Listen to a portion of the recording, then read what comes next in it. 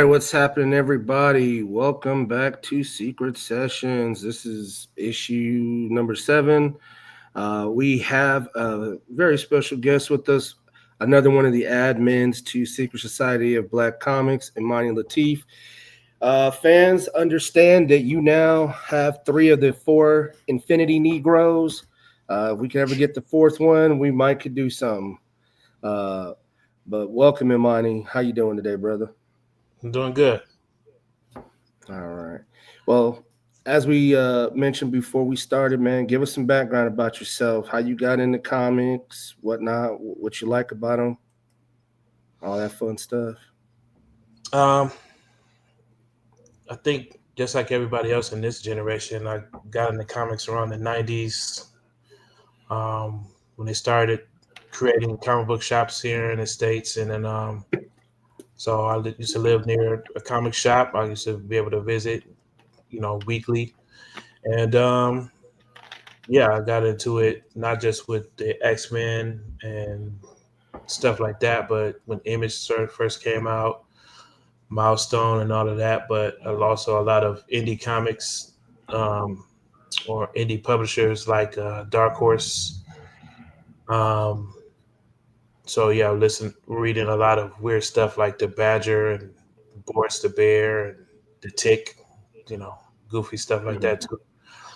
So yeah, um, and then now that I'm older, I'm approaching comics from a literature perspective. Doing a lot more reviews and writing think pieces for our website, Black Comics Universe, and that's where we're at right now. Mhm. Okay. Yeah, I actually didn't set foot into a comic book shop until I was like 17. I didn't live near one, so all the comics that I could buy were down at the local corner store. And I think the first comic book shop to open up um, ever was 1969 in San Francisco. It Mm. was either 68 or 69 in San Francisco. I think it's actually still running. I think it's actually still running. We used to have one that was pretty well known that had ran for a long time here, but it closed up 20 years ago. And that was one of the first shops that I stepped back into. And I actually still remember the 2 books that I bought from it too, Hmm. which was oh yeah, Venom Lethal Protector #1, and then Uncanny X-Men 172. Yeah, Okay. that's interesting. Hmm. I never thought of it in terms of there was a time in the states where there wasn't comic book shops. Here, we just kind of bought them from the gas station, from the supermarket, that kind of stuff. Mm. Well, yeah, I mean that's where like newsstand. So you did that's so if people don't know, you don't see the birth of the direct market as we somewhat know it today till the 70s. And I just happened to be curious one day and wanted to know like what was the first comic book shop. As we all know, Mile High has been around for forever and a day. That guy actually started like trading comics in his basement, and now he runs, I can't even say he runs a comic book shop. He really just runs a novelty shop. Like if you guys ever uh, get in these groups and you talk to people that have visited his shop, like he is a true definition of a hoarder. Mm. And he no, I mean it's true. Like so he has the largest collection of comics, but that's because he bought a couple of like warehouses, right? But Hmm. there's actually one guy who has the largest unique collection, and he has like 130,000 books. He has some repeats, but he didn't go by warehouses. These are books that he bought over time, and he has the singular largest unique collection. But Mile High, he bought a couple of warehouses. People that go always take pictures, and they show the prices. Like there's certain books dude's charging like $90 for because he doesn't really want to sell any of them. You know, they're all his. It's kind of like he's like Schmiegel, except instead of the One Ring, every comic is the One Ring, and Right. there's always room for one more ring. So I really do recommend you guys actually like go and look at pictures of his prices. Like I think it's like Uncanny X-Men, like 210. He had for like $90, and that's like a $10 or $12 book. So I don't even want to know what he has like a static #1 for. You know what I mean? But other than that, people who say they go say it's more like a museum. So, Mm-hmm. so a little bit of like comic book collecting history, but much like you, Alan, like I said, for me it was going to the gas station, and I didn't own a lot of comics in the '90s, but the X-Men show was a big factor for me. Obviously, watching the Bruce Timm stuff. I was kind of always aware of superheroes. When I was a small child, I'm 41 now. My dad bought me one of those VHSs that had like the original, like '60s Spider-Man show on there. Mm-hmm. Had like a little bonus episode of a show that they had did with like Spider-Man from the late '70s. This was it had to be before they did Spider-Man and His Amazing Friends. So Mm-hmm. I always cherish those types of things. I still have that tape too, somewhere in my garage. I don't have the original cover for it anymore, but I do still have the cassette or the VHS tape, not the cassette. Gotcha. Hopefully I didn't age none of y'all, because y'all know what cassettes are. Young kids ain't gonna know what the hell a cassette is or how to rewind it with a pencil and all that other fun stuff. Yep. You guys have any? No, I was asking. So what have you been reading this week? Yeah. Well, we're obviously going to talk about They Chose Violence. Later on today, I'm going to try to get caught up on I Heart Skull Crusher. Okay. Yeah. So let's get into it. So, what has been the general consensus? How do you all feel about They Chose Violence? How do you feel about that book? I love it. No, I was about to say, bro, I was going to call bullshit so hard on you. I was no, about to air you out. First off, check out my review on Black Comics Universe. That's where I read the last couple issues.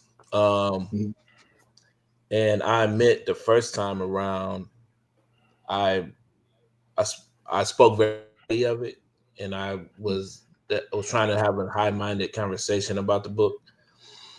And I figured that it was going to be far more intellectual. But by the time I got to the first page of issue 2, I just threw all that out the window. This is like, and now I'm reading it purely for entertainment purposes. Like, I'm looking at it like, I keep bringing up the term grindhouse or blaxploitation, but I think it delves into a lot of those tropes in this story.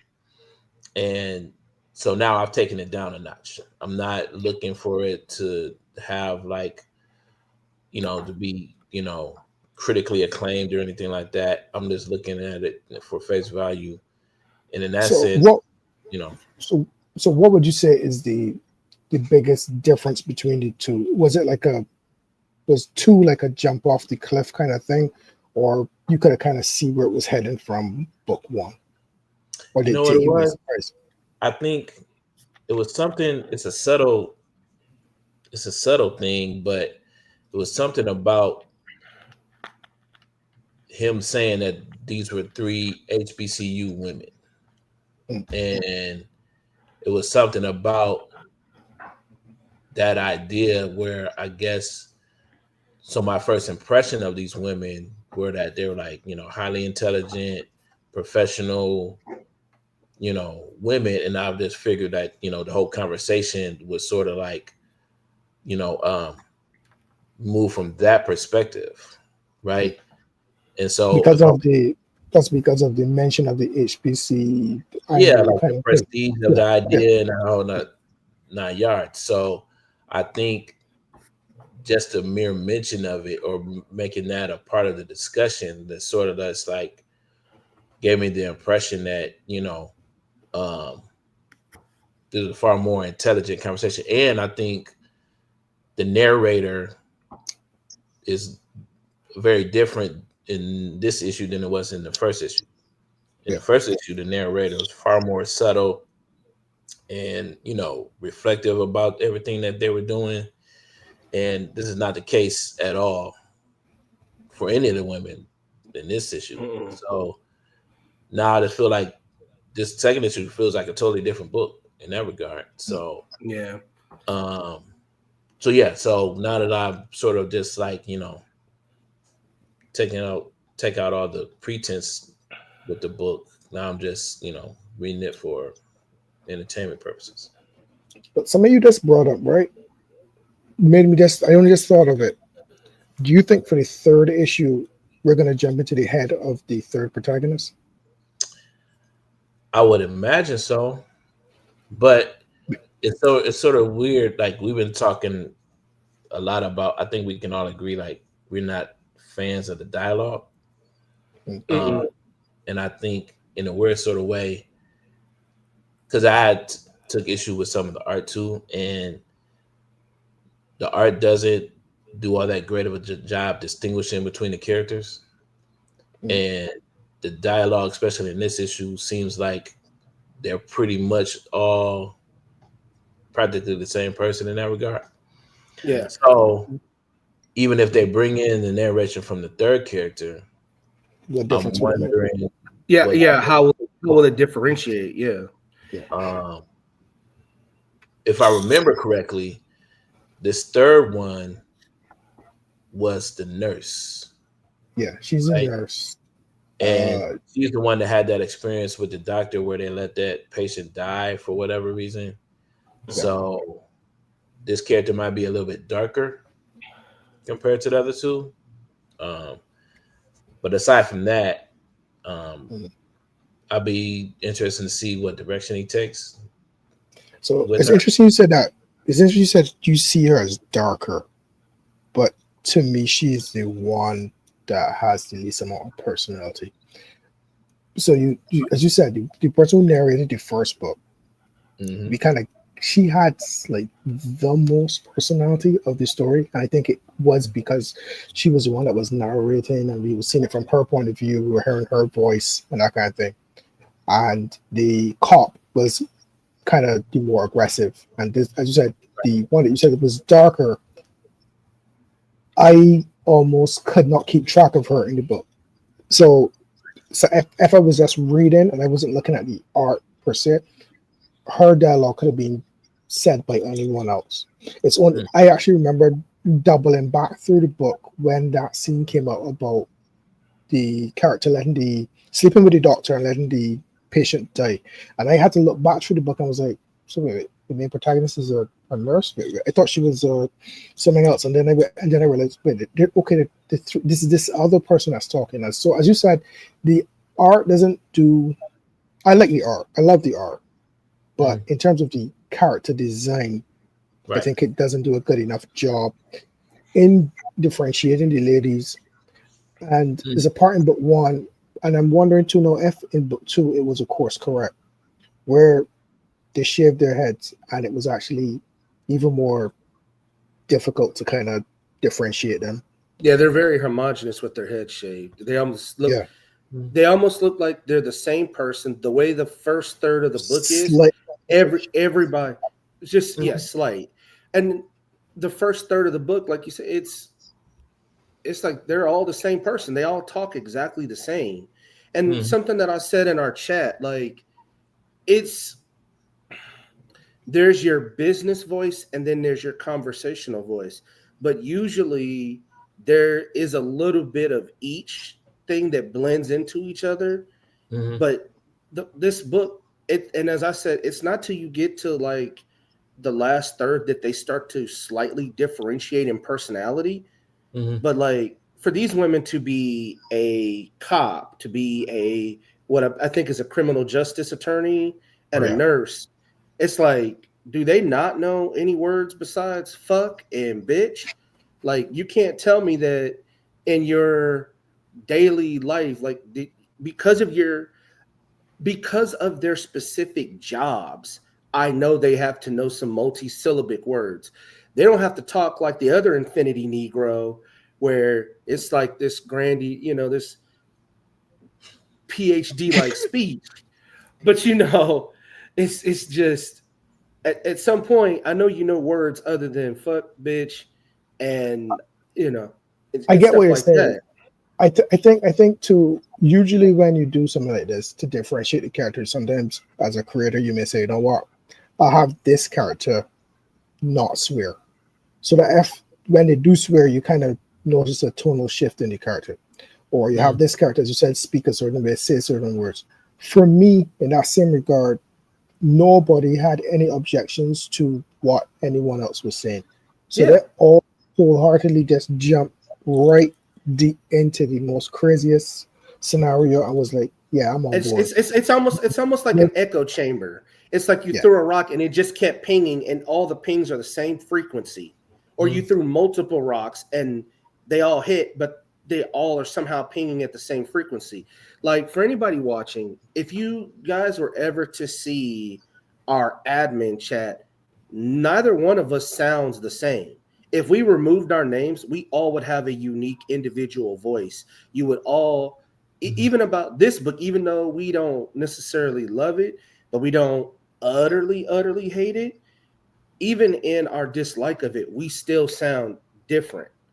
This book, like I said, it's not till you get near the latter 2/3 that there's even a just a modicum of like separation.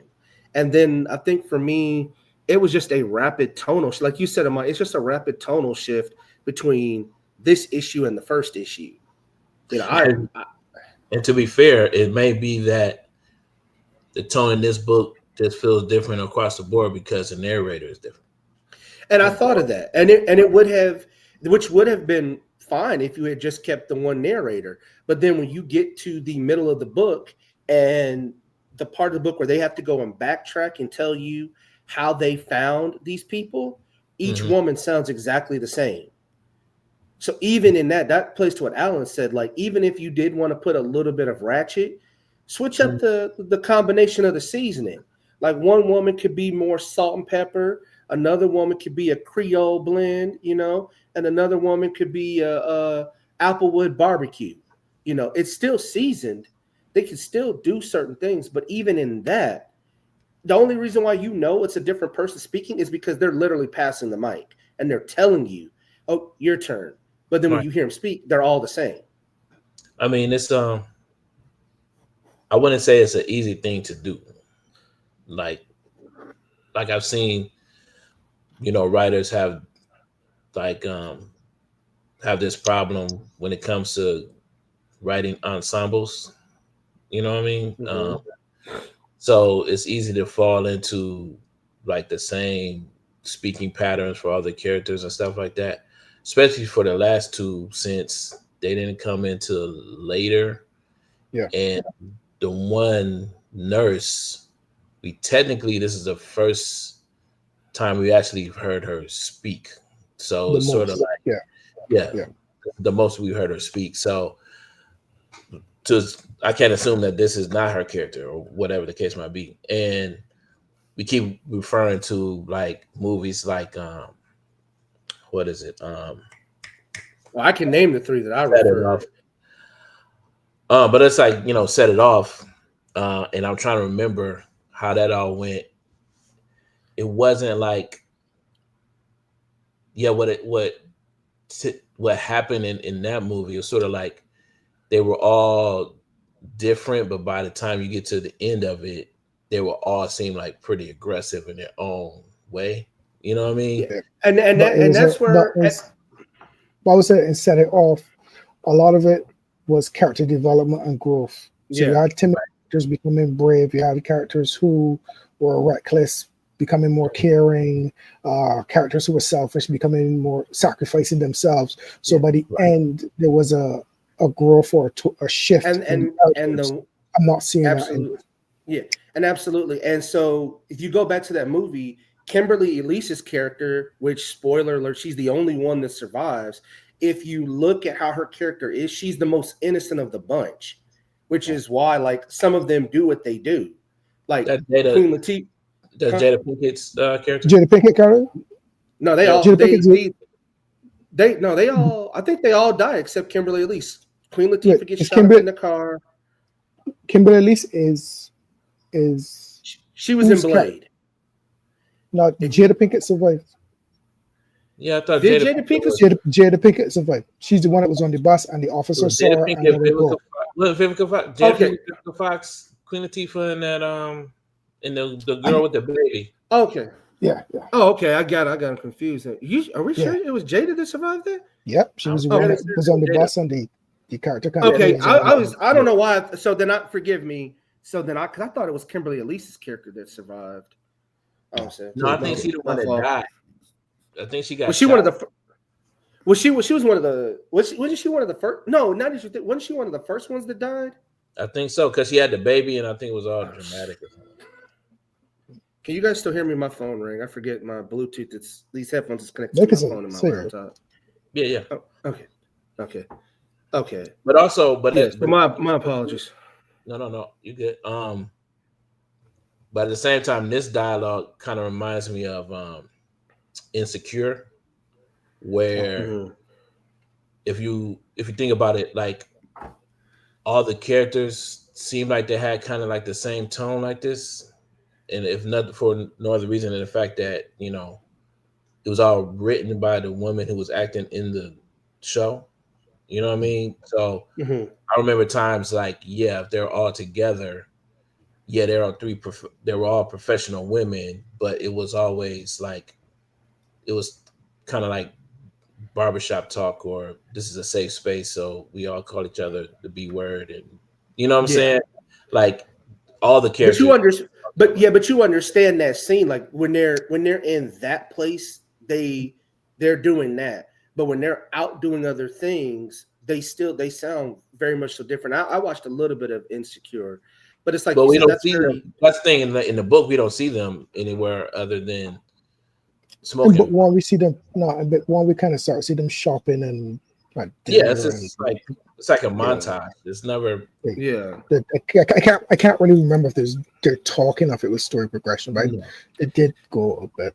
I think by the time you see the montage, they're really just talking about how like the addiction, the thrill and the addiction of the killing was just, it was affecting their daily life. It was like they never really stopped doing regular things, but it was never as exciting or as meaningful as the killing, which leads into like their sociopathic tendencies and their psychopathic tendencies. Because it's something that we've talked about.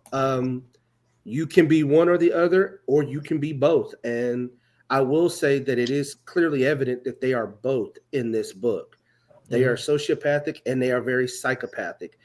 Psychopathic in the sense that like other things in their life, other bonds in their life hold little to no value. The only thing that really holds value is this, to the point it has dulled like senses. This book, well, I was going to say for any readers, this book is 18 plus. It does have a lot of gratuitous violence. It also has a few naughty bits. But naughty like bits, even like, what do you mean by naughty bits, Ron? Well, Imani. Well, I mean, what bits are naughty? Well, there's certain depictions of the female anatomy that I'm trying to figure. This is like, man, this is like a fucking Senate committee hearing. Like, Imani's like, Mr. Mitchell, what parts of the book were naughty? Please tell us in the Senate committee so that we understand in full detail. Well, yeah, if you look at this picture right here, there's some titties and there's another naked white girl. So y'all can draw your conclusions on what they were doing. To me, the book could have been for what it is, in terms of the risk that the writer and the artists are willing to take, the story that they're doing. It feels as though they kind of got excited and just went off the rails with it. In terms of, it kind of forgot little things like story, in terms of my argument for it, I always kind of say there's no connection to it's almost like when you say, well, I feel sorry for the starving children in the third world. Yeah, you feel bad, but there's no connection. It's not the same as you feel sorry for your cousins whose house blew down or whatever. So Mhm. they talk about the general injustice, and then it just feels a bit overblown to me because Yeah, at the level of what people will do things. Human beings will break. We know that certain things will cause people to act out of character, do certain things, but it's never really something so distant, in my opinion. So for me, Mhm. that was the part that wasn't the believability of it. uh Suspension yes, of disbelief type of thing. yeah, that kind of broke it for me. Where and one of the things was the first character was trying to kind of explain why or how she got there. And the second character, no, what was interesting was that the first character was not really prominent in the second book, almost like non-existent. And I'm wondering if, when we talk about the character said that nothing else mattered, sex, money, food, everything just felt bland. Is this only her point of view, or is this the point of view of the entire group that I Mm. feel think, that way? Because I we think, didn't really. Mhm. I think. Well, sorry, I don't mean to cut you off. I think as she speaks, she is speaking for the group, because that's where we get that montage. And I think she is saying that for them as a whole, nothing united them and had as much feeling or importance as the killing, which is why you get the naughty scene. You see the stud, whatever. She's just there. The shopping, it didn't matter, and that's what she says. Like, it's not that we stopped doing our day jobs. It was just you got to do something during the day. But this is who we really are. Almost a subversion of Batman. Like, Mhm. Bruce Wayne is the mask, where Batman is the real face. You know, Right. like our real are these these socio psychopathic people who are killing, taking revenge against a concept, not necessarily a singular thing. Like in Set It Off, I think it's a singular. It's like one or two things that really unites the group to do what they do. These women are united against a concept that's, as they feel, is too big to fight, but nobody's even trying to fight it, Mhm. if that makes sense. So since Well, nobody else is doing it, we gonna do it. I think the idea was that, as is explained in the first issue, was that um, we've done all we can legally, right? Yeah. It's sort of like the approach is that we've done everything correctly.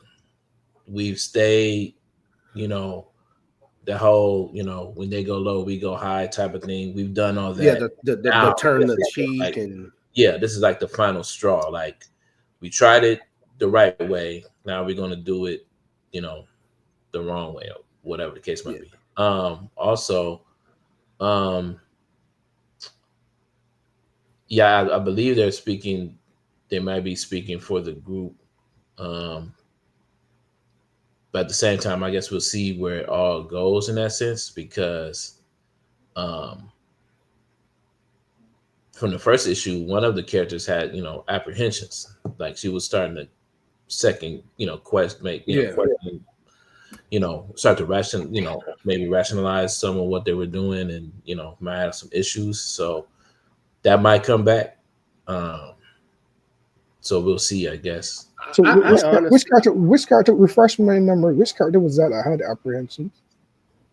She was the first narrator. She would be the The attorney yeah, the attorney. prosecute. Yeah. So near the end of the book, she had I was trying to hesitation. remember what her. I was trying to remember what her torture weapon was, but I can't remember. so the studs The was whip. was She's not. She's yeah, the she was the whip. The stud was the dildo. no. The The lord, that's the stud. She's the cop. The cop is, because she made mention to name it Lexington after porn star Lexington Steele, which they say that twice. The attorney was the whip, and I think the no. nurse is the rope. Or the other I two, think one is the the list rope was and one is the whip. I think the attorney is a rope. The attorney may be the rope. I don't know. Look at how we're struggling to figure this out.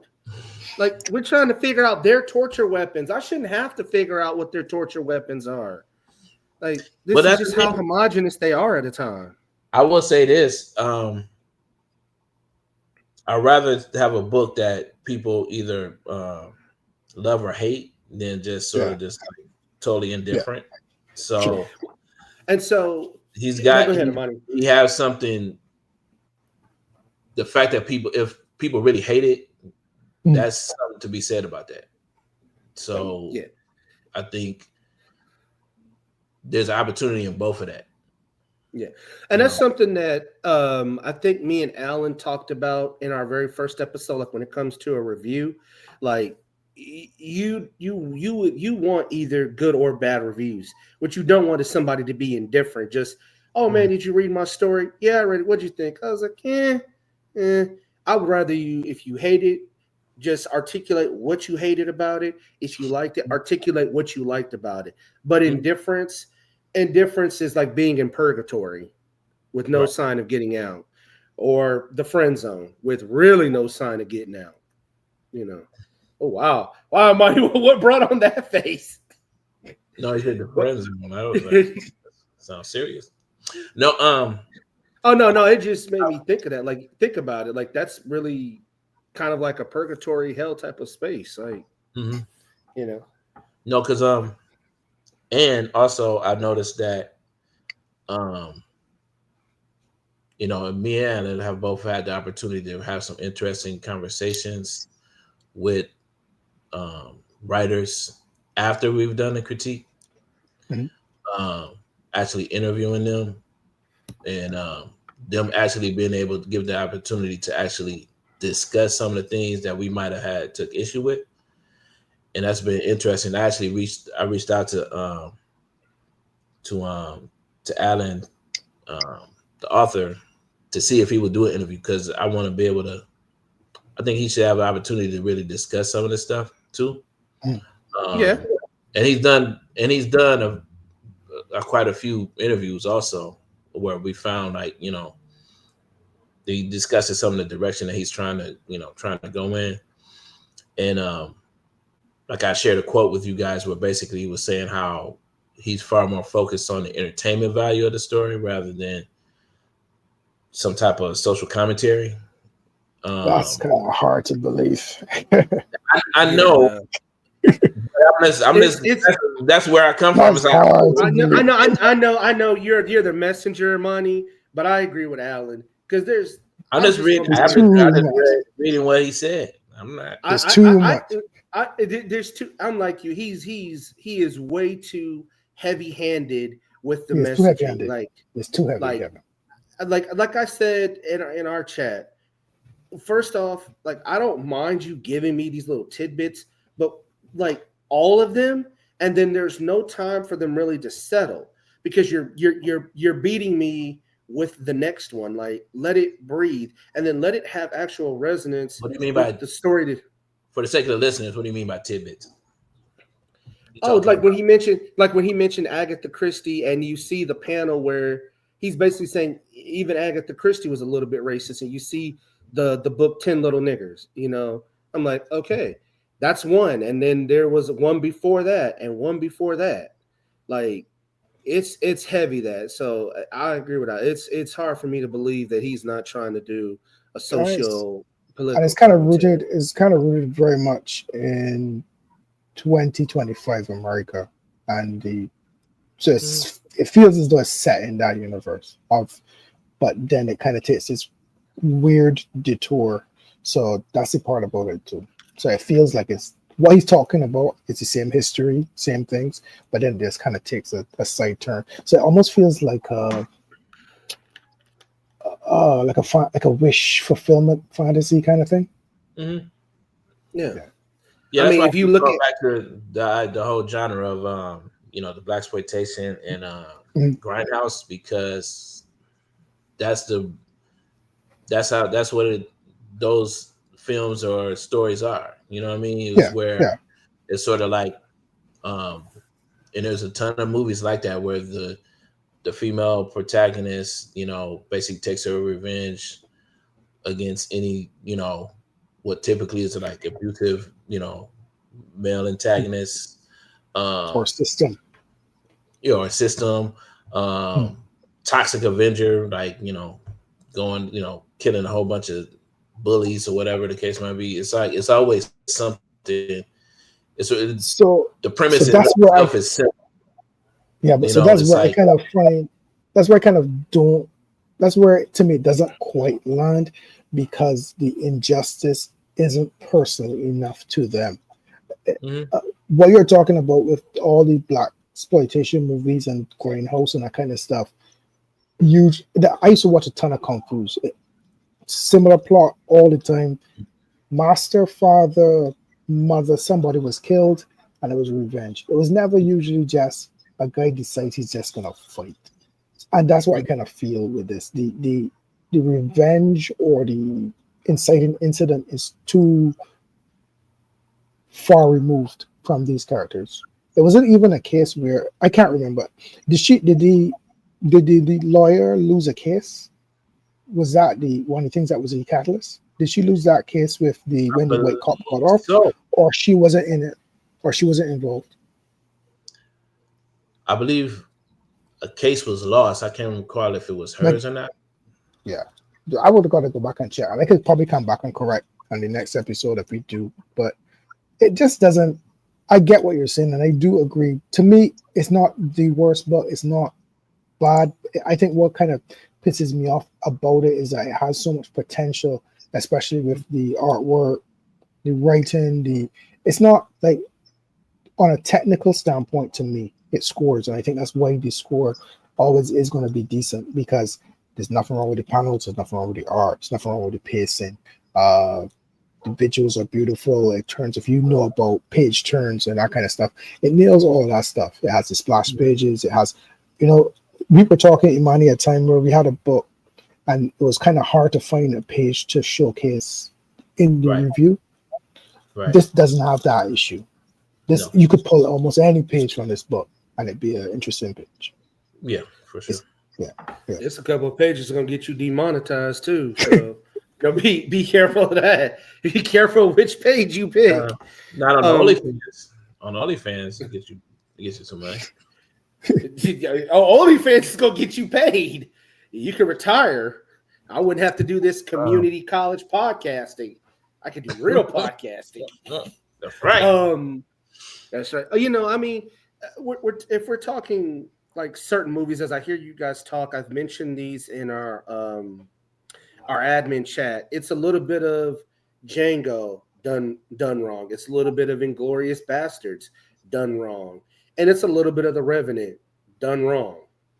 You know, each Mm. one of those, like, people, they had a reason for doing what they were doing that was kind of really really fueled by things that happened to them personally.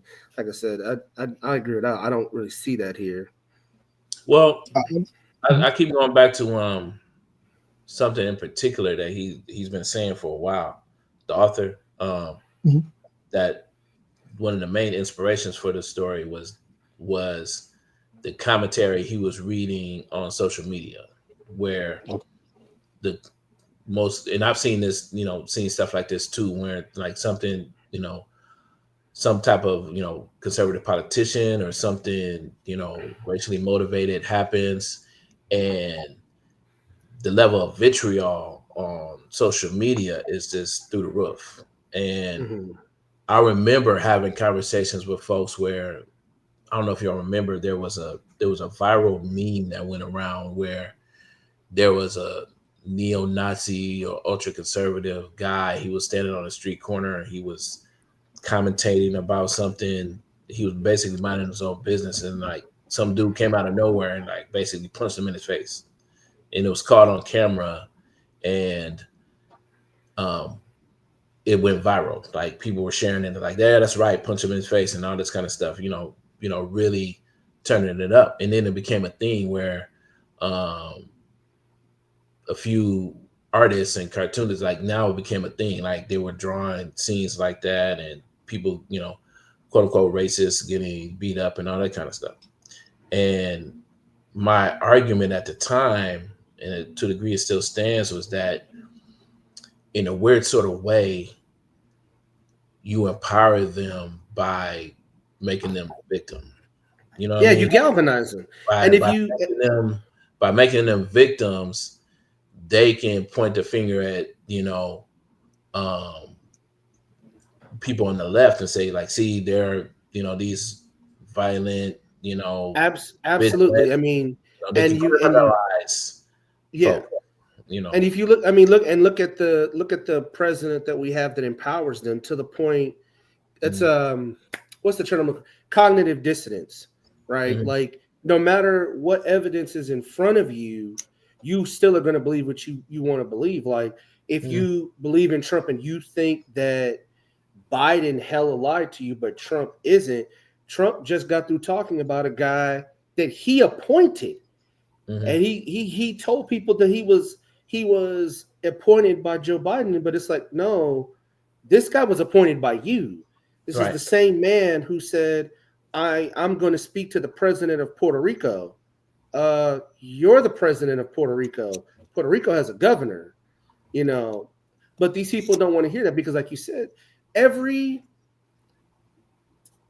it's just ignorant cognitive dissonance. I wanted to say that every villain is the hero of their own story, but some of these people are not inherently evil people. They're just Right. ignorant. What is it? Lyndon B. Johnson said, if you can make the poorest white man feel that they're worse off than the poorest black man, you got Mm-hmm. them. I mean, and I'm paraphrasing that, but that's kind of what we see here, Mm-hmm. in this socio-politically charged time. That's what it is. I mean, and not we're not going to get super political, but two Trump presidencies where you see people voted against their own self-interest. But like and Alan, we've talked about tariffs a little bit. I don't know if we've talked about it on the show, but Mm. like how that affects people, you know, like comics. Most comics are produced outside of this country. That affects costs. And that's something that Sebastian A. Jones just sent out an email about with his most recent Kickstarter. And you know, but they don't see how those things affect them, you know. But let's Mm-hmm. not, because that's a whole nother show, You're right. whole nother No. show. But sorry, I don't mean to cut you, but there are elements of that I guess kind of tie in. I mean, Mm. we could get there, but I mean, we're at about 42 minutes. I said this would be a short show, but that's gonna keep us here for another 5 or 6 hours. We're gonna have a whole Netflix documentary series Right. on that. But I Well, want to say something about, I just want to say something about the book in terms of, if I'm correct, it's a 5-part series, right? yes. 5. Okay. So I think that the next book will kind of make or break the series because Mm. if the author is kind of any good, this will be the part where we will now kind of see that part where the characters can't turn back, point of no return. The book should kind of really almost like set it off, kind of it should be a little bit more tension, and we should start to see some stakes from Mm-hmm. the protagonist side. So there's something I keep talking about in the chat, and maybe that will happen. Maybe we will lose one of the characters, or something serious may happen, so that we kind of feel now that this stuff is real, because it's almost like it feels like they're untouchable. There's been there's been no kickback. Everything that they've done has been this montage. So which means we've never even seen them fighting. So Mm-hmm. so it'd be interesting to see what they do for the third book. If they're going to switch narratives, or they're going to go back to the first girl, keep this, introduce the third, or do we going to see a point of no return? So which means the stakes now really get serious. The book did end in a bit of a cliffhanger, but we still yet to see any true villain or antagonist. We don't know who that is. We don't even have a hint. Unless I'm misreading something. Y'all see any idea who that could be in terms of upper Who it decks? could be? No. Um, No.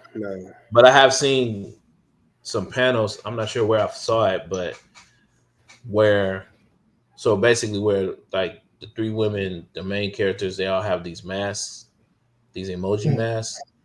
The I have seen a page. I think it's in the book where the antagonist is wearing like a mask that's blackface or like a jigaboo type character. Mhm. Um, and that was kind of spooky. So we'll see where he goes with that. I think that Peekaboo, it's jigaboo. Like, what the heck? yeah, it looked pretty intense. So we'll see. I think you're right that I think issue 3 is the real issue. Like I was saying in the chat that I wish this was the first issue. You know what I'm saying? Like, or at It least probably would have played better. yeah, if nothing Yeah. else, I think um In what regard? Why would you say this? You wish this was this to me? This issue was kind of directionless. So well why would this be because the it better felt first like issue? to a degree it kind of feels like um Or should we have started with this character? no, it's just I don't know, it's weird. It's sort of like they already set up the premise of the story, right, in the first issue, right? Yeah. Um and for whatever reason, this issue feels like technically it feels like more of the same. Like Mm. the cliffhanger from the first issue about them switching over from what we assume to be the Obama administration into the Trump administration, um, it doesn't feel like it had much of an effect. Like it wasn't as if like it everything they feared from the Trump administration technically didn't happen. They stopped, um, killing supposedly, and so the point of introducing that cliffhanger seemed a bit, as a non-issue. So they could have just as easily have um, what they the whole torture, the whole scene about the torture weapons and how they got them would have been a great introduction to the characters in the first issue.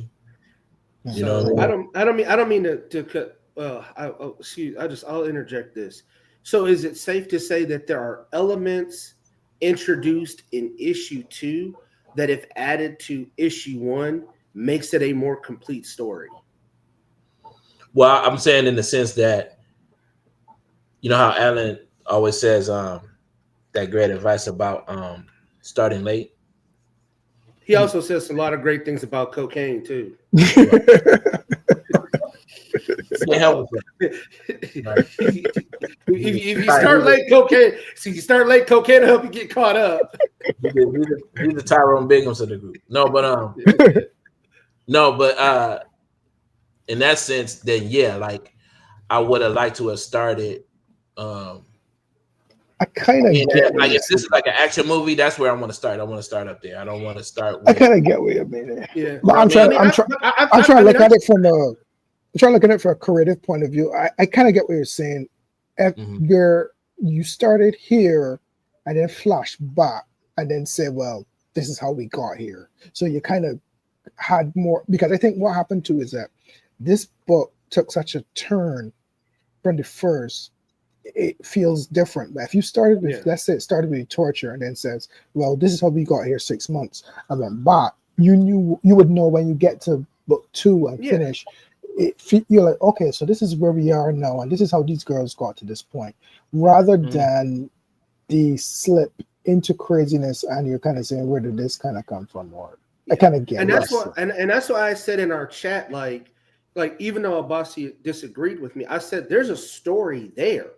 And Hey, if it's still you guys story. can go back, yeah, like you see it in the last 2/3. Like you'll start to notice that when they go and they backtrack and they start telling you how they find some of these people, how they get their implements of torture. As I Right. said, you start to get that modicum of separation in their personalities, and first and foremost in their torture devices. One has the purple spiky Lexington, the other has the whip, the rope, and then when you see I can't think of the Studley, she's the cop, I can't think of her name. Like when they go to go pick her up, you see a shift in her personality, you know, and then you start to see a little bit of story where it's like, okay, you know, like what is it BB King? You know, the thrill is gone, but now we fixing to get that back. You know what I mean? And so it's really in the latter 2/3 you kind of really see a story. Mm-hmm. And then, like you said, it's hard to notice that because issue 2 is such a tonal shift from issue 1. Like Mm-hmm. one, how do I look at it? Like you said, issue 3 is going to be make or break, but it's kind of like the Michael Bay Transformers movies, right? You can't have the first movie and the second movie and the third movie. You can have I get what you're saying. yeah. If you look Because at how they're laid I was out, gonna say, yeah, you can have the second and the third movie. You can have one or the other because there's just so many things that break the suspension of disbelief. Like if you look at where Sentinel Prime is, and then if you think about what they did in number 2, like these Transformers literally are coming from deep solar system. And if Sentinel Prime is on the moon and he was clearly awake, how did he not notice these things? You know, so this is something that I always told my mom and sisters is like, you can't have all 4. If you take the original 4, you can't have all 4 of them because the second and third movies don't make sense. you're not supposed to think about those movies. But what I will say is, but that's the problem. Right, that's my point. Right, exactly. It's like I'm not as much as that's exactly it. It's like no, I'm not supposed to. So for instance, I shouldn't have to. So for instance, so the issue similar to the Transformers movies is that the Transformers movies were done like structurally, even in terms of a story arc point of view, it didn't quite make sense because they killed Prime and brought back Prime in one movie. So therefore, That's then they couldn't kill him number 2. Right. So they couldn't kill him again, and it felt a bit anticlimactic. So when y'all were talking about this, I'm really, and I think that's why Obasi is saying that there's no story here, is because none of the books have independent story structure. So this is a book that is basically written for trade. So that's why the third book is going to be so important because there's no structure in it. Probably the whole arc will be the structure. So this is a book that probably will read better as trade. Mm-hmm. Yeah, I can see that. Another big point that I had Dave, for instance, because we all like how the cliffhanger at the end of this issue. Yeah. And I like how the beginning to end book. That was beautiful. That was if nothing else, that was what I wanted to see in the first issue.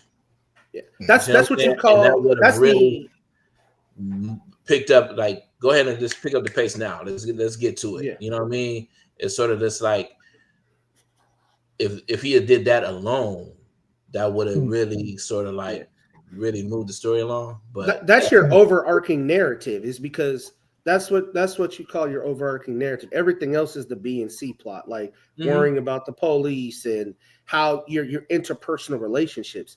The overarching narrative is that now you've killed these people, and if this group of people notice this pattern as the way people are, somebody else noticed it, and we know that in real life there are copycats to serial killers.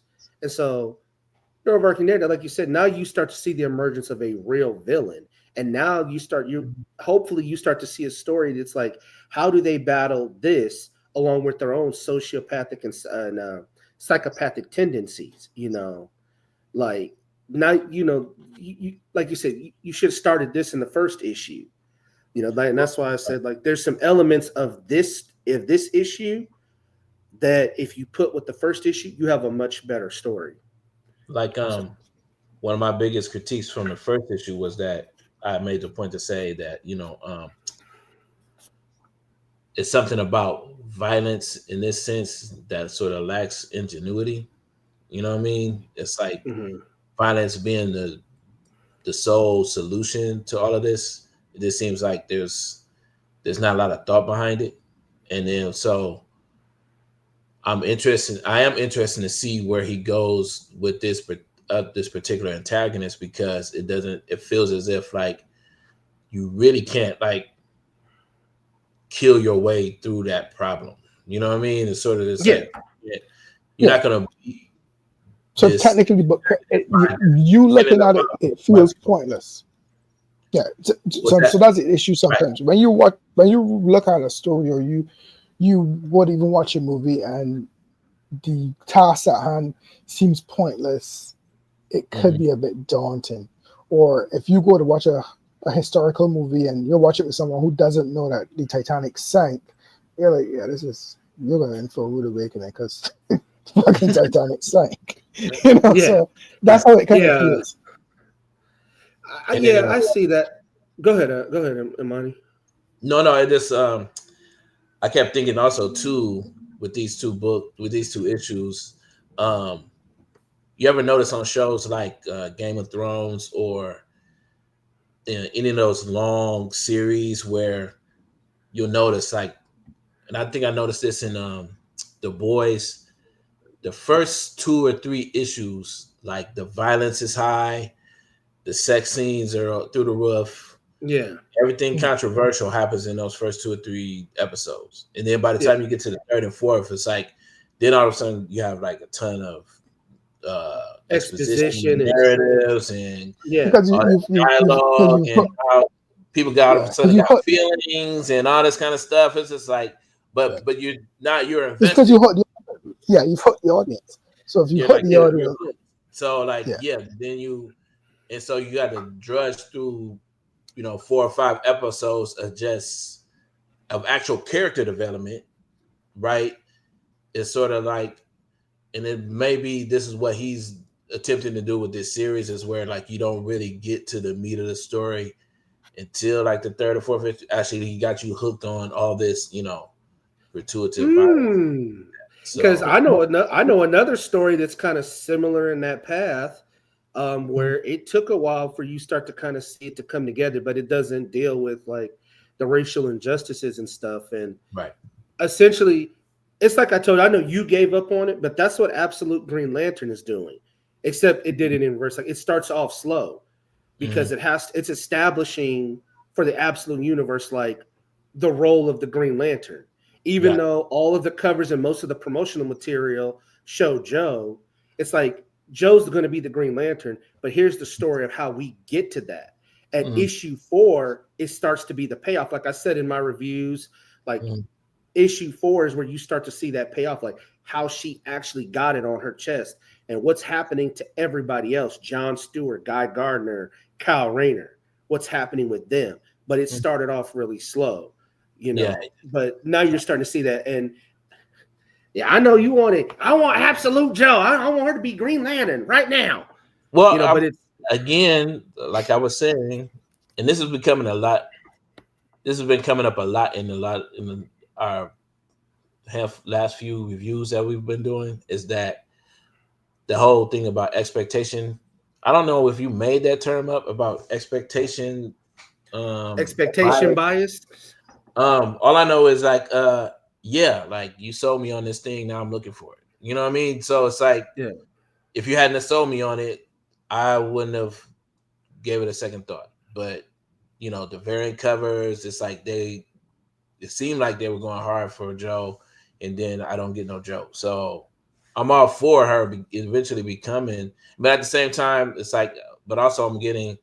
I think I saw a really dope image of John Stewart as the Yellow Ranger. I mean, Yellow Lantern. He done threw the man in a whole different franchise. I mean, it's hard to, whatever.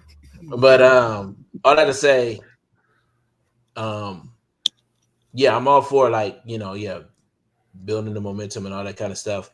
But my critique on that was that that's not what sold most folks on the whole Absolute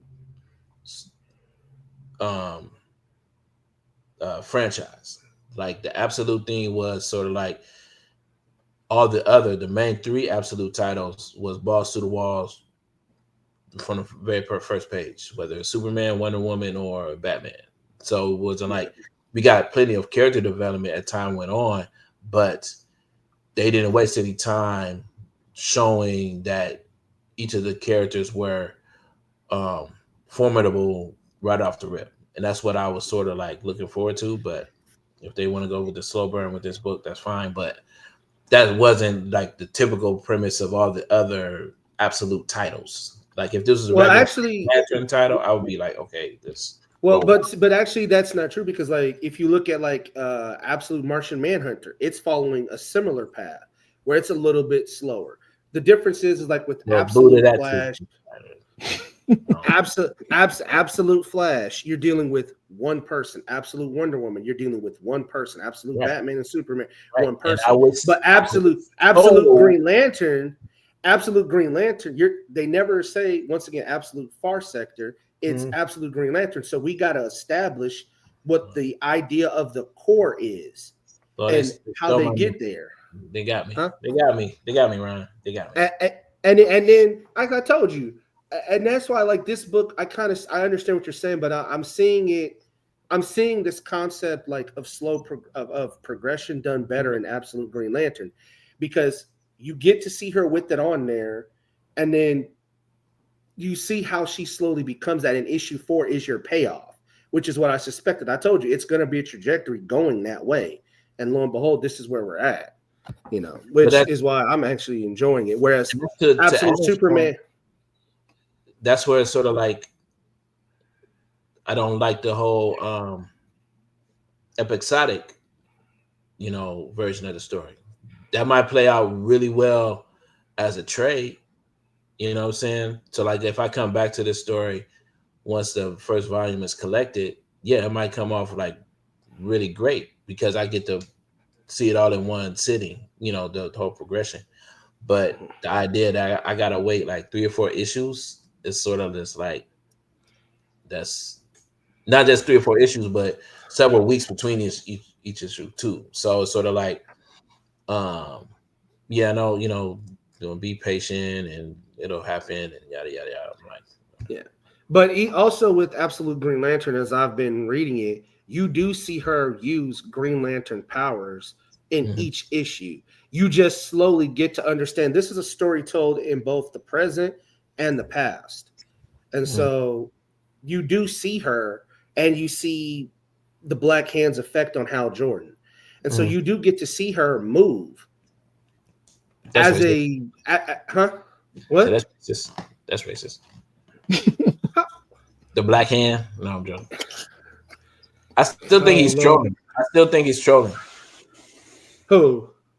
I was I was listening, but I was thinking like, I was like, Al Ewing. I was thinking of I think Al Ewing was trolling. like the race joke, like the white man using the black hand or whatever, or something like that. He literally had a scene in the first issue where like, what's in your pocket? Like he was about to get shot because they thought it was a gun in his pocket, and it was literally just his black hand. Come on, man. Oh, okay. Oh, wow. No, but okay. All the colors, and then like a pool table, right? Like in all the colors, all the rings are different colors. The earth is green, like the pool, like that was. This man, we done went down deep into the rabbit hole. Yeah, that's a Boomerang callback if y'all not familiar. But oh shit, it's been a minute. I think I know what you're talking. It's been a minute. It's probably been easily like almost 30 years since I've seen Boomerang. Yeah. But anyway, no, I mean it's like I don't know, it just made what you guys said made me think of Absolute Green Lantern, and like I said, that went how I expected. You get to the middle, now we get our payoff for this slow progressive burn. We'll see what our payoff is for the third issue. Or the third and fourth. Well, it has to be the third issue because it's only 5. Yeah, but if that is technically that we can't have a slow third issue. We cannot have no. Suddenly shift gears and it's all. You see, that's where Vincent, as you hear me talk about pacing. Pacing is yes, you have to kind of grab the reader with some action, or if the reader, you have 2 people you have to kind of grab. You have to grab those people who come into comics who want to read something and they come for some sort of compelling story. And then you have some people who want to see cool art and they want to see some kind of action or titillation or whatever, depending on the genre. And you have to kind of grab both audiences, but you have to kind of do it equally. You have to kind of do it in a kind of formula. So I don't see them now going slower and having a, let's say, a character issue where there's no, you have to keep the shock value in it. You have to do something shocking, Yeah. because I mean, we're 3/5 of the. you've already trained us on that, and that's what whoever is coming back at this point, they're coming back because they like what they see. I am so interested to see how, let's say, the third book goes. I think the third book would be the one that makes it or breaks it for me. Where if I Well, don't yeah, read the third book, I'll be like, I'm not reading this shit anymore. yeah. If the third issue doesn't pay off, you're definitely gonna feel like you're 3/5 of the way through the story. So this is your true median issue. So you need to, like you said, you can't go slower. So you either have to find like a, let's say if the book is in mileage, like if it's 80 miles per hour now, you can't go lower than 80 miles per hour or whatever the speed limit was in the movie Speed. Was it 60 miles an hour or 50? Like you can't go lower than that. So you either got to maintain this speed or you got to ramp it up. And you've got 3 more issues to do it. And if you're following the story structure, the traditional one, you don't got a whole lot of time really, you know. No. So all right, well, look, we are at 1 hour and 6 minutes and a little bit counting. Like I said, this was an interesting book to talk about. I don't know how much longer you guys want to go, but like, what else are you guys reading? I still, at some point, should read the World to Come. I think was it you, Imani, that posted a video of Christopher Priest basically saying what me, you, and I don't know anybody else that had 2 brain cells said that, hey, there's a story here. You probably want to see it play out, yada, yada, yada. I think it was you that posted that in the chat. Yeah. Whose son is it? Whose son is it? Or is that a spoiler? Or is it? I haven't been following it. Anybody's read issue 2 yet? Yeah, that's the thing. I haven't read it. But as much as people talked about issue 1, I haven't seen a whole lot of talk about issue 2, but that could just be the groups and the circle that I'm in. No, it's something about this issue. I think regardless of what you felt about the first issue, I think people thought there was going to be like a gotcha moment in this issue where it's sort of like what we thought was happening wasn't happening. Like, and I think even for me, it's sort of like reading this issue and realizing like, oh no, the Black Panther is white, and that's pretty much the extent of it. So it's sort of like, I think it's kind of took the air out of the story a little bit. There's still a ton of Easter eggs. Like I shared that document with you where I pulled out all the Easter eggs in the story. There's still a ton of that stuff in this story. Because apparently, this is really interesting. Two things that got me still has me hooked to a degree. So, and there's a spoilers for anybody who hasn't read it.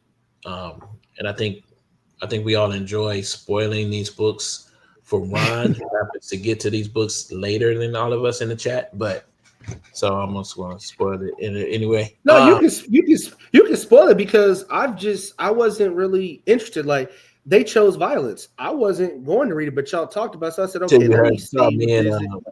Yeah, because something is a book. Me and Obasi was nuclear about the book. Yeah, he was all over it after that. Yeah. No, so what's interesting? There's 2 things that are interesting. One is that, and you know how we hate when the writer gives includes a whole essay that explains everything in the book. He does this. Christopher Priest does this, and I actually was glad that he did it because it actually helps. When I go back and read it again. So apparently, yes, this is Ross's son biologically, right? However, Ross has never met this person and doesn't even realize this person exists. Okay. So when he sees, He Right. So doesn't know when he his son. sees, so when he sees, there's a scene where, because this goes back and forth in time too. So when he meets he meets him at the falls when he was about to kill T'Challa. But this is the first time he's ever met him. So for a span of at least 18 and 20 some years, he didn't realize he has a son. That's number one. And this child is the child of, it's really weird. Like, Priest is really odd for this. So apparently the mother of this child is the sister of a woman that he dated during Christopher Priest's original Black Panther run. They introduced a woman that is Ross's girlfriend. Yeah. But the weirdest thing about it is that the woman that he was dating back then was the actual love interest of T'Challa when he was in school. Okay. So it's This is weird. this is that white girl that he says that everybody says he dated. Right. And so the child is like, would have been this, and that woman was killed by Malice, I think.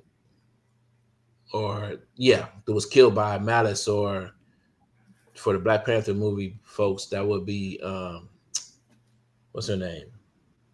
Naomi? No, I can't remember her name. Anyway, she was used to be a Dora Milaje, and then she left, and she ended up killing this girl. So anyway, apparently this, and then in the story, which is weird, T'Challa buys this baby and adopts this baby and raises it as the heir, because Monica Lynn had a miscarriage, as we all presumed from the first issue, and so they decide to raise this child.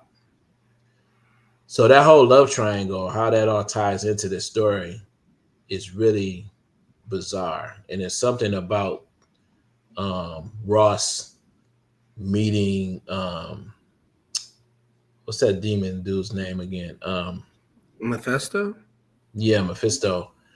That somehow ties in this story too, because there's a scene where he actually, when he was sitting on the toilet in hell or whatever, the whole thing with the pants, they bring that up in the story. So Christopher Priest is doing this thing again where he's pulling all these Easter eggs from his previous Black Panther run. You know what I mean? So in the essay, and I'll close with this, he makes this really good point that I would love to unpack one day, even in in other writing, is that he makes a point to say that kings are not heroes. And he goes even further to say that what we call superheroes, they are posing as kings. Like, their costumes are mimic the costumes and the dress of kings, of royalty, where royalty in and of a sense, the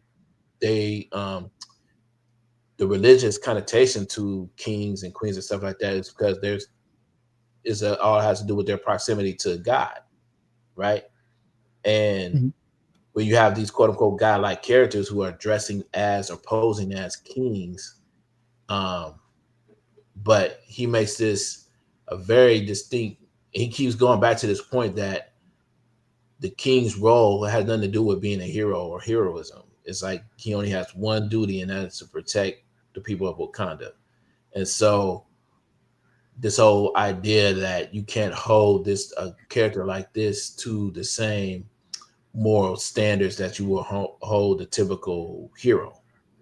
And like, he makes this, it was like, I find it very interesting that he makes a point of saying that basically the Black Panther, no matter what you think of him, is not a hero in any sense of the term.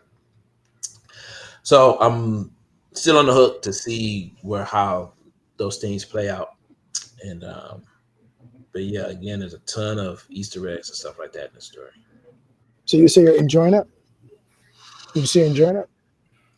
Although I took I've been taken down a notch. I'm still waiting to see because he's been hinting that other Marvel Knight characters and stories are supposed to be playing into this, but it's not hasn't shown up in this issue. And it's again where we're at with this whole thing where I think I was like there was a I think there was a article that said like it's not going to even again it's like the story doesn't really get started until issue 3. Just like you were saying, like he literally said that point blank that the story doesn't get started until issue 3. So that's where I'm at. I'm still on the hook. Okay. You mentioned that there's a lot of other Easter eggs and whatnot, and I do see that sentiment echoed by other people. Would it be safe to say that this book is it's a book that's something like what Marvel did with Chris Claremont, where they let him have a series and he wrote it as if he had never left the book in 91? Would that be safe to say that's kind of what this book is? Like if Christopher Priest's run had never ended, this would be a story that he would have done.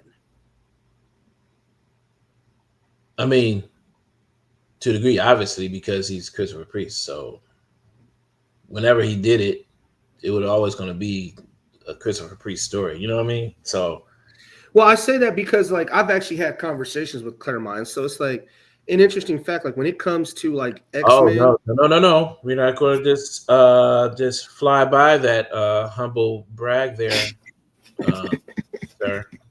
It's like I wasn't. I was I like, wasn't flying I've by. actually had a conversation. I've had conversations with Christopher Priest too, Ryan. No, I mean that's good, but no, it made me. I just want to get the thought out, because what I was going to say is, just having spoken with Claremont, like when it comes to like X-Men, they only let him alter the continuity that he wrote. So like that's 17 years, yeah. Like because he was this was at SummerCon in 2019, and he showcased like some little pages from a story that I think actually just recently came out. But he was just telling us, and you may have spoken to him, and Christopher Priest. It got me to thinking maybe Christopher Priest is doing a similar thing or has a similar thing attached to him where it's like, you can only alter the continuity that you wrote, or you can only play around with the continuity that you wrote. And so that's what made me think that. I wasn't trying to blow past that humble brag. In that sense, it's a luxury, right? Because it's like he doesn't have to worry about how other writers have treated the character or where point they are in the current universe or whatever. Yeah, I'm not saying it as a bad thing, but I mean, I would just made me wonder because since you mentioned humble brag, that's what got me to thinking like that. Since Christopher Priest, you say like he's that dude. Well, it made me think like Claremont is another guy in just comic book pantheon that is that dude, but it's like Marvel will let you play around, but only with what you created, not like you said, not with what other people did. But as long as you just fuck with the shit that you did, you're good. You're good. So question. So was Priest's other Black Panther run a Marvel Knights book? Or was it regular 616? It was a Marvel Knights book. Marvel Knights books. It was in 616, but it was definitely a Marvel Knights book. Marvel Knights was Marvel's like first attempt to tell like grittier stories. They had tried it before with like Marvel Edge. They had Punisher there, but so it's regular Marvel Comics, then it's Marvel Knights, then it's Marvel Max. So like quote unquote PG-13, and then rated R. So that's what that was. And I believe that Black Panther was like the first Marvel Knights book that they did. I believe so. So technically then this is in continuity. So that's why people are so pissed off when they did the whole Storm died in the race war and that kind of stuff. Because he's referring to things. That's the thing. This timeline is bizarre because the timeline in and of itself is an invention of his alone. Like the things that are happening in this timeline, I don't recall them happening anywhere else. Like other than what the callback, the Easter eggs from his previous run. Um, like this is all the story is still leading up to what has been referred to as the world to come. Like Okay. it's still like a cataclysmic moment that still hasn't occurred yet, Okay. and he's still 20, either 8 to 20 some years before the actual incident in this story, right? So Okay. T'Challa loses a fight 8 years prior to the quote unquote world to come. Okay. Um, Monica Lynn, loses the baby 20 some years prior to that event. So everything that we know that has taken place to this point, and then he dies in the first issue 50 years after, or several years after the moment the world to come, right? Yeah. So everything is still very much centered around this whole thing. Mhm. And another Easter egg is that they introduce the Wakanda's version of the world tree, right? There's a tree in Wakanda based off of the commentary from the last issue that is tied directly to the world tree in um, Asgard. Yeah. So it's all these Yeah. weird, like how this stuff all ties together. I have no idea. Okay. Um, that's why, but he's been definitely hinting at issue 3 or 4 is basically where the story really takes off. So kind of like with Absolute Green Lantern, where it's like here's this almost like expositionary stuff, but like issue 3, 4 is where it really kind of starts to tie together and make Mhm. sense. And it does seem like they're doing this story kind of like what they did with Chris Claremont. I'm trying to remember what it was called. It wasn't no, it was X-Men Legends, where it was like Mhm. it basically just picked up right where he left off in 91. And so he was able to do whatever he wanted to. It was kind of it was a series that was basically just it was as if he had never left. And Mhm. that's what this book seems like it is. And that's why I said like with all those Easter eggs and things, it's like okay, you get to continue your world the way you want to, Mhm. and that's what this looks like, to Yeah.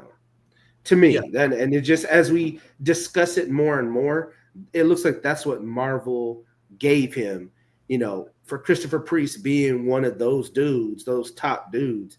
It's like we'll let you have a series where you can play with all of the toys that you had when you were actively doing this series, and you can do Well, whatever the hell you want with them, and then some. mind you, he's bringing in this is still considered since it's considered a Marvel Knights book. They're not just giving him Panther like any No, Marvel. I said that's why I said and then some. Like that would be those like Marvel Knights characters. Like so, let's just say like you get to continue that Marvel Knights banner Mhm. almost as if it had never stopped, Right. which is Um, exactly what they gave Claremont with X-Men Legends. It was you can continue your story literally right where you left off and mhm. just keep going and tell that. So there's You know. gonna be he's been mentioning that um, characters from the Inhumans will be in the book. Um, he's been saying Thor is going to be in the book, but I'm not sure with that the whole World Tree thing. But I think who was else? What other? I think Daredevil was a Marvel Knights book too, right? Um, Yeah, Daredevil, Luke Cage, Punisher. Spider-Man had one. Punisher had one, I think. I don't remember Luke Cage been having a No, Luke book. Cage. Yeah, Luke Luke Cage Cage had a had a Marvel Max Knights book. book. Huh? Was Oh, that? was I it know, Max? I know he had a Max book. Oh, He okay. had a I number of know. Max books. I Yeah, know I remember Spider-Man Luke had a Cage Marvel Max Knights book, book. but not the Marvel Huh? Knights book. I don't Yeah, remember a I know. Luke Cage Marvel Knights book. I remember a Max book. Okay, Yeah. I know Spider-Man had one because I actually still have my issues. So that's the one where, and a lot of people raved about it because they're like, yeah, nobody. Why did nobody ever think about like when you're punching Green Goblin to stick your fingers in there and pull the mask? And that happens in like the first issue of that one. A lot of Mhm. people were like, yeah, no wonder why they never did that before. So Hmm. yeah, so that's what that seems like. Well, look, we're at an hour and 24, and we've talked about three books, one book for each of the Infinity Negroes. We're gonna get around to wrapping this up. You guys got any closing thoughts, remarks, anything like that? Where can they find y'all on socials and all that fun stuff? Yeah, money. Yeah, You can you find guys me go ahead and go.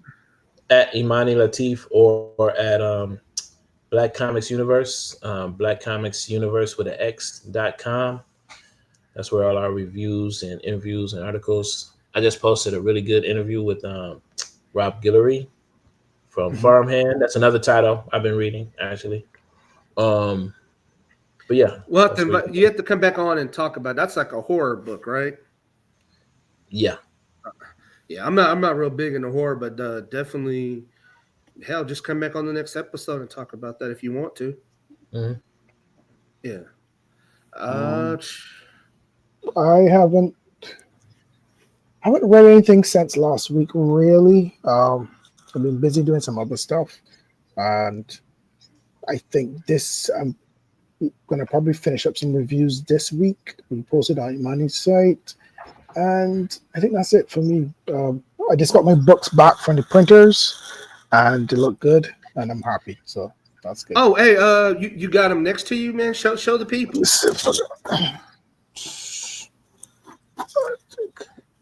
Show the people. Let them know where they can get it. I still got to get me a copy. Oh man, you take off the stitch because they're blurry. We want people to Let's be see. able to see it. Let's see.